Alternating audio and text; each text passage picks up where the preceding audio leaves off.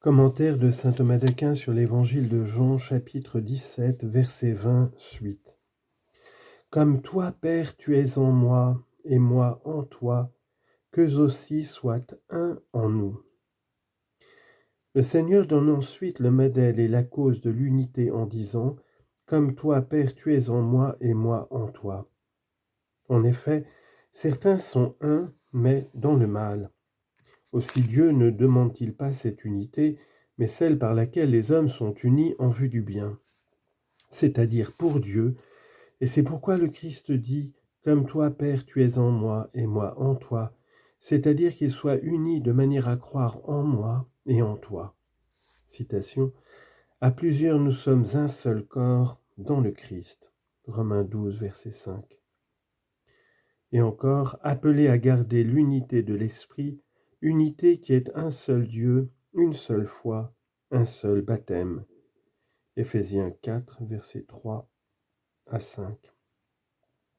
Et en vérité, dans le Père et le Fils qui sont un, nous sommes un.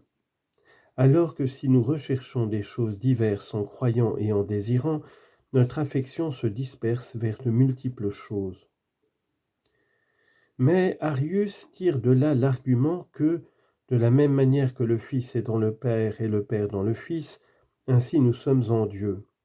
Or, nous ne sommes pas en Dieu par unité d'essence, mais par une conformité de volonté et d'amour. Il conclut donc que, de la même manière aussi, le Père n'est pas dans le Fils selon une unité d'essence. Mais on doit dire qu'entre le Père et le Fils, il y a une double unité, celle de l'essence et celle de l'amour. Et le Père est dans le Fils, et le Fils dans le Père, selon l'une et l'autre. Ce qu'il dit ici, comme toi, Père, tu es en moi et moi en toi, peut donc se rapporter en un sens à l'unité d'amour selon Augustin, et cela signifie alors, comme toi, Père, tu es en moi par l'amour, et moi en toi, qu'eux aussi, c'est-à-dire mes disciples, soient un en nous par l'amour, parce que la charité fait que nous sommes un avec Dieu. Comme s'il disait « Comme le Père aime le Fils et réciproquement, qu'ainsi ceux-ci aiment le Père et le Fils. » Et ainsi, comme n'exprime pas une égalité, mais une similitude lointaine. Ou selon saint Hilaire, cela peut se rapporter à l'unité de nature. Non pas qu'il y ait en nous, quant au nombre, la même nature que le Père et le Fils, comme elle se trouve en eux, mais parce que notre unité existe par le fait que nous sommes assimilés à cette nature divine par laquelle le Père et le Fils sont un. En ce sens aussi, comme exprime une certaine imitation, et de là vient que nous sommes invités à une imitation de la dilection divine.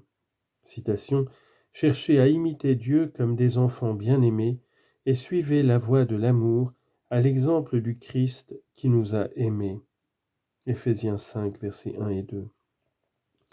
Et aussi de la perfection ou de la bonté divine. Citation « Soyez parfaits comme votre Père est parfait. » Matthieu 5, verset 48.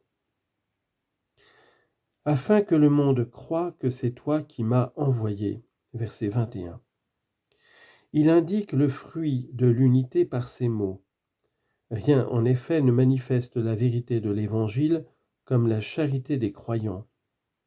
Citation « En cela, ils connaîtront tous que vous êtes mes disciples, à l'amour que vous aurez les uns pour les autres. » Jean 13, verset 35. Tel sera donc le fruit de l'unité, parce que du fait qu'ils sont un, le monde croira que l'enseignement que je leur ai donné est de toi, et connaîtra que c'est toi qui m'as envoyé. Dieu, en effet, n'est pas cause de dissension, mais de paix. 1 Corinthiens 14, verset 33. Ici se pose une question, parce que nous serons parfaitement un dans la patrie où il ne sera plus temps de croire. Il ne convient donc pas qu'après avoir demandé l'unité, il ajoute « afin que le monde croie que c'est toi qui m'as envoyé ». Mais il faut dire qu'ici, il ne parle pas d'une unité pleinement achevée, mais d'une unité déjà commencée. Il y a encore une autre question, parce que lui-même prie pour que soit un ceux qui croient en lui. Donc le monde qui croit est un. Comment donc ajoute-t-il, après avoir dit qu'ils sont un, afin que le monde croie? À cela on peut répondre au sens mystique qu'en un premier sens, le Seigneur demande pour tous les croyants qu'ils soient un. Cependant, tous ne croiraient pas en même temps, mais certains par lesquels les autres devaient être convertis croiraient avant eux. Et donc, afin que le monde croie, se comprend de ceux qui n'ont pas cru dès le commencement, et qui, quand ils ont cru, sont devenus un, et de même les autres qui ont cru après eux, et ainsi jusqu'à la fin du monde. En un autre sens, selon Hilaire, afin que le monde croie signifie la fin de l'unité et de la perfection, comme s'il disait « Rends-les parfaits, pour qu'ainsi ils soient un, c'est-à-dire afin que le monde croie que c'est toi qui m'as envoyé. » Alors le « afin que » marque la cause finale. En un troisième sens, selon Augustin, on peut dire que « afin que le monde croie » serait une autre demande, et alors il faut que soit répété « je te demande » comme s'il disait « je te demande qu'il soit un, et je te demande que le monde croie ». Ce que le Christ a réalisé en vue de cette unité, il l'ajoute en disant « Et moi, la gloire que tu m'as donnée, je la leur ai donnée », comme si ce qu'il demande en tant qu'homme, il le réalise comme Dieu. Et d'abord il montre qu'il a lui-même œuvré pour qu'il soit un, puis il expose le mode de cette unité et son ordre, enfin il montre la fin de l'unité. Verset 22. Et moi, la gloire que tu m'as donnée, je la leur ai donnée, afin qu'ils soient un comme nous sommes un. Il dit donc, même si en tant qu'homme je demande leur perfection, cependant c'est conjointement avec toi que je fais cela, parce que moi aussi la gloire, celle de la résurrection, que toi, Père, tu m'as donnée par une prédestination éternelle, et que tu vas me donner bientôt en réalité, je la leur ai donnée, c'est-à-dire aux disciples. Et cette gloire est l'immortalité que recevront les fidèles à la résurrection. Aussi, quant à leur corps, il transfigurera notre corps de misère pour le conformer à son corps de gloire. Philippiens 3, verset 21. Citation, on est semé dans l'ignominie, on ressuscitera dans la gloire. 1 Corinthiens 15, verset 43. Et cela afin qu'ils soient un, parce que du fait qu'ils seront glorieux dans leur corps, ils seront faits un comme nous aussi sommes un.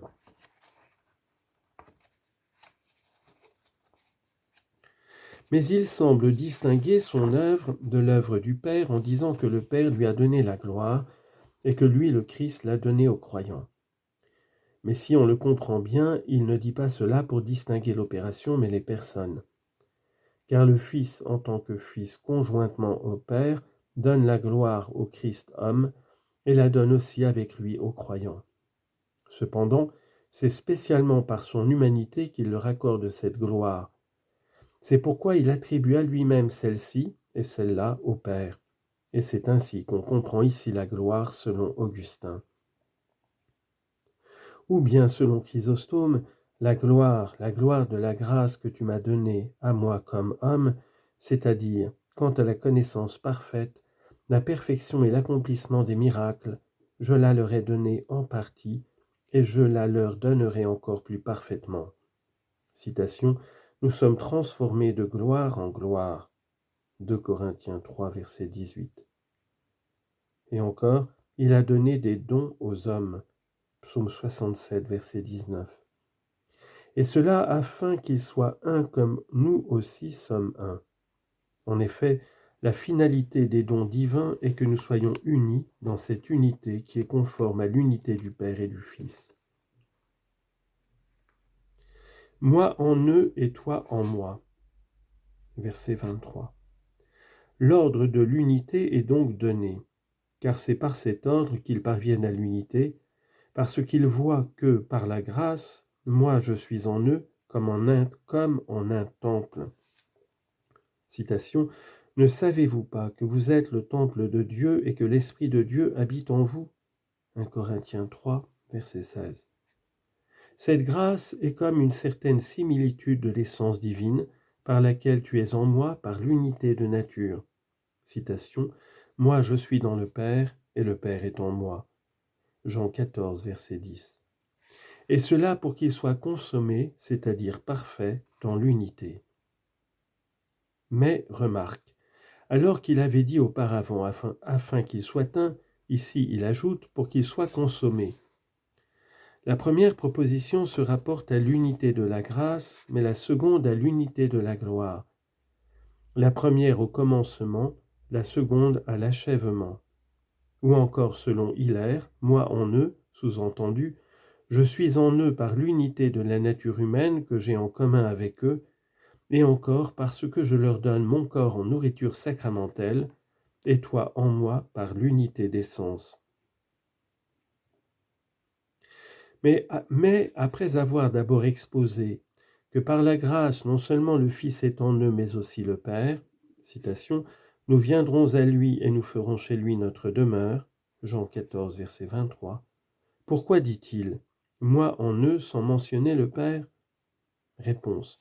Il faut dire, selon Augustin, qu'il ne dit pas cela dans l'intention de montrer que le Fils est en eux sans le Père, mais pour montrer que c'est par le Fils qu'ils ont accès auprès du Père. Citation.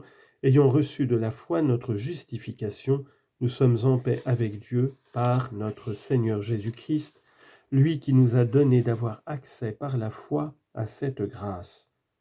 Romains 5, verset 1. Ou bien, selon Chrysostome, plus haut il a dit « nous viendrons à lui » pour montrer la pluralité des personnes divines, contre Sabellius. Mais ici il dit « moi en eux » pour montrer l'égalité du Père et du Fils contre Arius. Par cela, en effet, il nous est donné à entendre que le fait que le Fils seul habite en eux suffit aux croyants, puisque du fait qu'il habite en eux, le Père lui-même habite en eux.